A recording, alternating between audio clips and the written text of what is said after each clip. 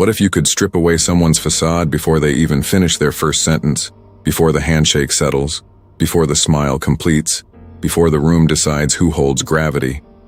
Most people call that intuition. They romanticize it. They say, "I just have a feeling about him." But feelings are not supremacy. Feelings are noise. And in high-stakes social environments, noise gets you manipulated. We are living in an era where social interaction is no longer primitive. It is engineered, curated, filtered. By 2026, the average person has practiced more performative identity through social media than any generation in history. People rehearse personalities, they test reactions, they refine masks. What you call gut instinct is colliding with layers of rehearsed deception. And that is why social intuition is a myth. Your gut does not read reality. It reads patterns based on past emotional memory, trauma, bias, ego, projection. When you walk into a room, your brain is not neutral. It is filtering. It is scanning for threat. It is protecting identity. It is searching for confirmation of what you already believe. This is not power. This is programming. There are neural filters operating beneath your awareness.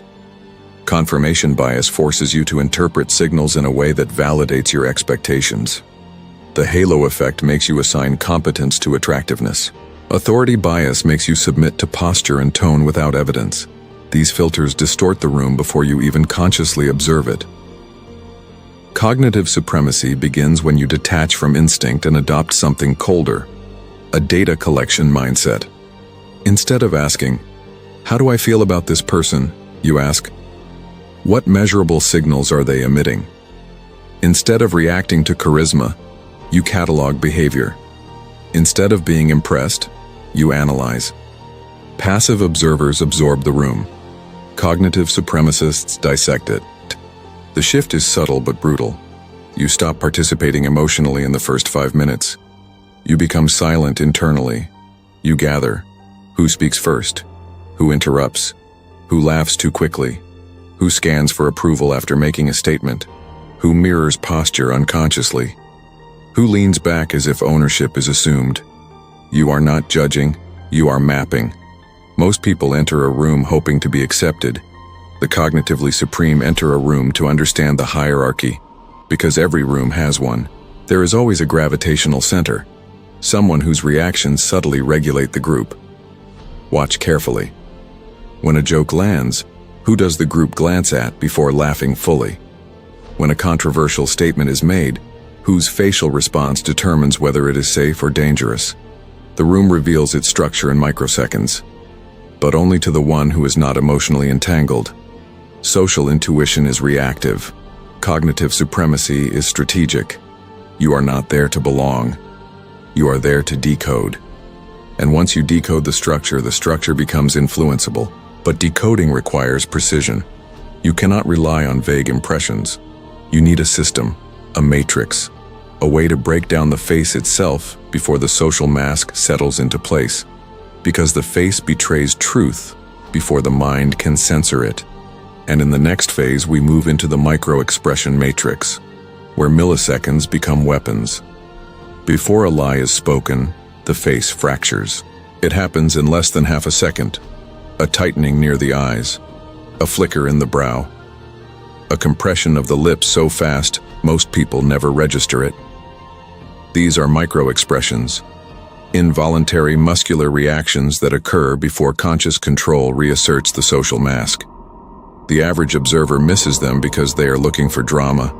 Cognitive supremacy trains you to look for glitches. The micro-expression matrix is built on one principle: emotion leaks before language. When someone feels contempt, one corner of the mouth lifts asymmetrically before they smooth it into neutrality. When fear is triggered, the eyelids widen microscopically before confidence is reassembled. When anger sparks, the jaw locks for a fraction of a second before the voice softens artificially. You are not reading faces emotionally. You are categorizing muscular contractions. Think of it like pattern recognition informed by artificial intelligence. AI does not guess. It identifies shifts in pixels. You must train your perception the same way. Pupil dilation. blink rate acceleration, jaw tension, nostril flare. These are not random. They are biological data points. For example, sudden pupil constriction combined with a micro-tightening of the lips often signals defensive processing. The person feels challenged. Jaw clenching paired with stillness in the upper body, suppressed aggression, rapid blinking after a question. Cognitive load, possibly deception, possibly stress. The key is not one signal. It is clusters. One twitch means nothing. 3 synchronized shifts means something is happening beneath the mask. This is where the hierarchy of intent emerges. There are 3 primary categories of concealed intent in high-stakes environments: dominance, insecurity, and deception. Dominance leaks through controlled stillness and minimal facial volatility. Insecurity leaks through excessive micro-adjustments and approval scanning. Deception leaks through delayed emotional synchronization, when the facial expression arrives a beat too late to match the words. Watch closely the next time someone says, "I'm happy for you." If the smile forms after the phrase instead of during it, you have just witnessed emotional lag. And emotional lag is gold. But remember, you are not exposing anyone publicly. That is amateur behavior. Cognitive supremacy is silent. You log the data internally. You build the mental file. You wait, because the face is only one channel. The voice, the frequency, the cadence, the rhythm, reveals even more. And once you can hear insecurity before it finishes a sentence, the power dynamic shifts permanently. The voice is the final mask. People rehearse words. They do not rehearse frequency. Every human voice carries hidden information: tension, breath control, pacing, pitch fluctuation. These elements reveal status positioning far more accurately than vocabulary. High-status individuals do not rush their sentences. They allow silence to breathe between thoughts. Their cadence is controlled. Their pitch remains stable even when challenged. They do not over-explain. They do not stack justifications. They speak as if being understood is inevitable. Insecurity, on the other hand, accelerates speech. It adds filler words. It climbs in pitch at the end of statements, unconsciously asking for validation. Listen for upward inflection. Listen for rapid agreement. Listen for nervous laughter that follows their own assertions. Deception introduces strain, slight dryness in the throat, forced tonal warmth, overcompensation in emphasis. The voice tightens because the body is managing internal stress. And here is where cognitive supremacy becomes surgical. You use silence. Silence is not absence, it is pressure. After someone makes a questionable statement, do not respond immediately. Hold eye contact. Let the space stretch. The human mind is uncomfortable with unresolved silence. In that discomfort, people reveal more. They elaborate unnecessarily. They contradict themselves. They attempt to fill the void. You did not interrogate them. You simply removed noise.